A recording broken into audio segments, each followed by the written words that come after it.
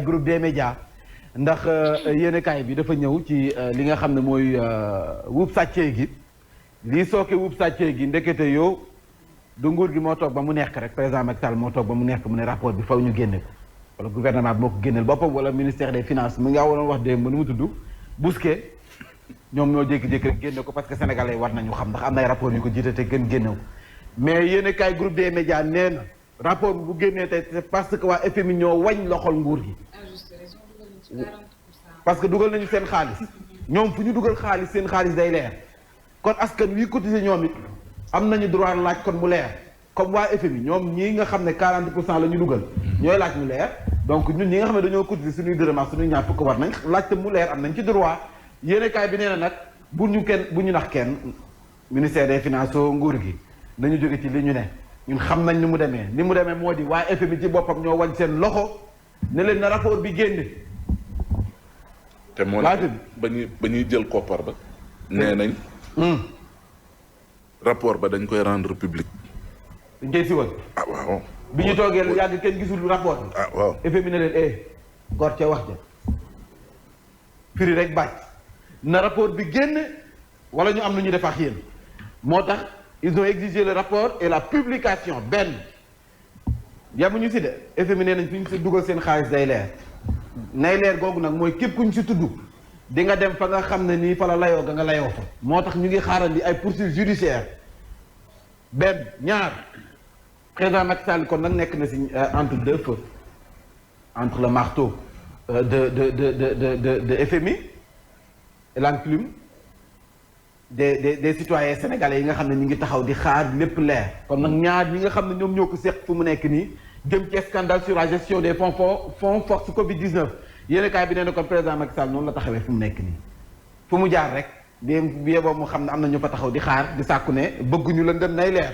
waaye fi mu ñoom ñoo ko jiite jëm nag ba tey ci yéenekaay groupe des médias hausse des prix de l'électricité directeur général bu Senelec jot na ci andi ay leeral ni ki rek démb la woote jano taskatu xibaar dañ ci dikkaat ci yeneen ci ay yéenekaay ndax ñëw nañ ci moom borom crème Pape Mademba bi tey nga xam ne na yokkute gi ñun ñi nga xam ne ñooy ñi nekk ci suuf transsocial gi faqiir yi ñi nga xam ne ni fokk na di wax ñun faqiir yi wax dëgg la ñun nekkate yow suñu yoon nekku si donc ñi nga xam ne ñoom la mbiri sookeel Pape Mademba bi tey dina ci dikkaat troisième mandat bi nag ak coow li nga xam ne bari na ci lool président Macky Sall di ko maanaam waxu ci waaw waxu ci déet Ismaïla Madior Fall moom teg ci tànkam ne faw mu am moom responsable politique la foofee sa tëngee joog nekk ministre de la justice nee nañ nag yéenekaay bi nee na président Macky Sall fu mu nekk nii teg na plan bu nga xam ne nii bés bu waxee manifestation du am dara du yëngu géej gi du débordé bal du tàkk saga du xeeñ maa la ko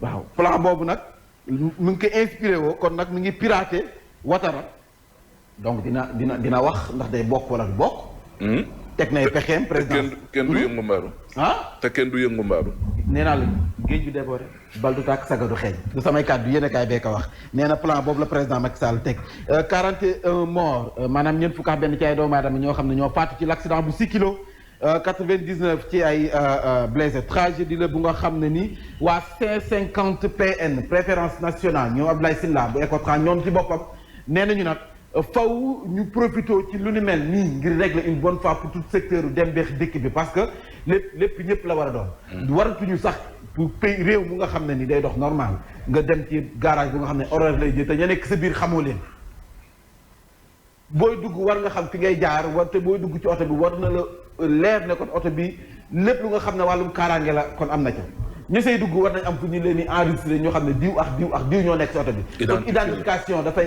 gaaw tout à fait identification boobaa dafay gaaw te yomb en tout cas ñoom ci boppam nee nañu nag si ab benn bataaxal bu nga xam ne génne nañu ko yéenekaay bii di tribune di kat ci ñoom nee nañu si profito ngir nag mën a sàkku ñu xeex l'accident yi nga xam ne moo am ci tali bi ay mesures yi nga xam ne nañ ko jël il faut nguur gi dëggal boppam oser ñu appliquer mesures yi yéenekaay bi daal dina ci dikk di yéenekaay tribune Vox Populi ñëw ci mesures yooyee sécurité routière kon nag nguur gi ni ki démb la tàmbalee kon appliquer yenn ci ay mesures yu nga xam ne nii teg na ko ci ndodd transporteurs yi maanaam transport interurbain bi voyageurs yi léegi diggante 23h ba 5h du matin dootuñu daw d'accord kenn du leen ko autorisé dootuñu daw Momar Souran mii nee na ko loolu ngeen nekk ni génne leen ci ba mu set moom coordonnateur bu collectif des professionnels des transports routiers du Sénégal nee na nous prendrons les dispositions nécessaires pour apporter la réponse à ces mesures dëkk doore fa yoo koy tas. dëgg la de. ñoom ci boppam nee nañu leen dóor te mbir yi mbéjum kanam la ñoo koy fajal seen bopp. en tout cas ñoom nee nañu lépp lu mu laaj dañ ko si def. ginnaaw nguur gi li mu nekk ni mu dellu si. mbaa du dañuy waajal grève. ndax nag ay mesures yi nga xam ne da nga ko jël imposer leen ko nii toogu leen pencoo leen ci waxoo leen si. lu dul dañ leen da ngeen ko appliquer par force. doo leen daw 23h ba 5h du matin tere nañ leen ko nee na ñoo bee boo ñu waajal de. defante moom dana am ci secteur u dem beex dikk bi les véhicules chargés de plus de 3,5 tonnes bloqués entre 6h et 10h du matin 10h le matin et de 16h à 20h le soir loolu nag gouverneur moom moo ko xam ne.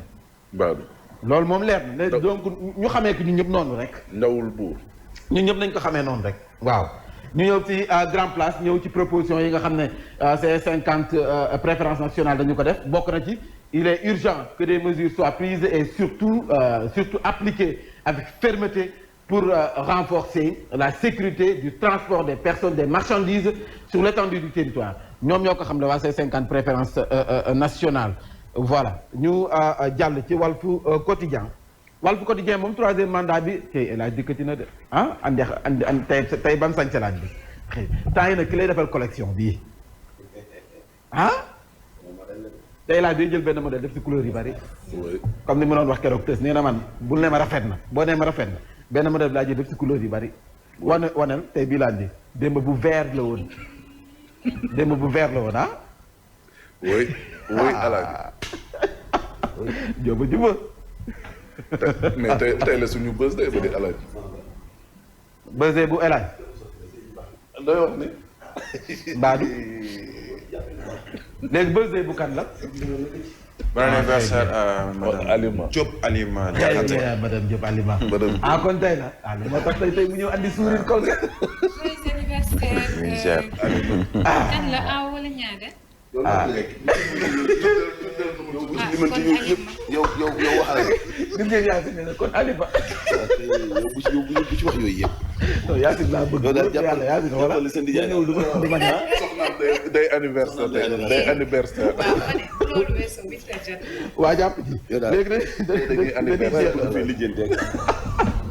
ab aaw accident incendie meurtrier suicide noyade le peuple quotidien ki yéenekaay bu bees la nee na nag lu njiit njaak moom yéenekaay bi nee na Ousmane Sonko moo di njaak ak ay tëggam nee na saa bu tëggee jëy am le peuple quotidien moo dal ci kaw Ousmane Sonko noonu ci yéenekaay bi ñu dem ci Odia cak-cak la fële Odia cak-cak la fële nee na c'est un livre lan que Cheikh Yérim Seck moo gënaat téere voilà ñëw kee taxaw ne kan la grand où est le casse.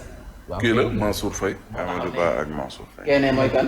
Amadou Ba Amadou Ba. Amadou Ba moo nekk nii. waaw moom yooyu Cheikh Yérim Seck war leen a andil. livre matériel li nga xam ne mooy téere bu mu def. très bien te Odia foofu la gën. Bassirou Ndiaye carax la ñu sol. Odia moom xam ban histoire la ndax carax. Amadou Ba ak Mansour Faye. xam nga ban histoire la ndax carax. doy na waar torop.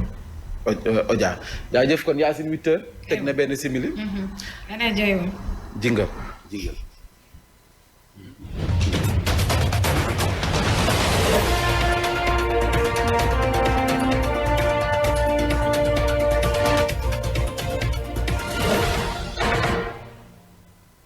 Sen TV juróom-ñetti waxtu asalaamaaleykum li gën a fees ci bopp xibaar yi crise bi am ci wàllu politique ak dundinu askan wi sabab na association bi boot imaam ak ulema yu nekk ci Sénégal dénoncé doxalinu yenn comportement wu sénégalais association ba woote ci ñu soppiwu doxalin leneen ci wàllu xibaar lycée bu Plan Jaxaay boo saaga ne dana daanu toilette salte na ndox ma di fa taa yu mel noonu bu amee xam ngeen yalti yeeg jiin yeeg jaan yi ak jiit yi lu ne mën na faa am waaye loolu lépp teewul élèves yaa ngi koy fréquenté ndax pexe amul dinañ ci dellu soit wan leen nataalu lycée bu xayadi boobee fii la ci Dakar nag lu may loolu sport dinañ ci ànd ak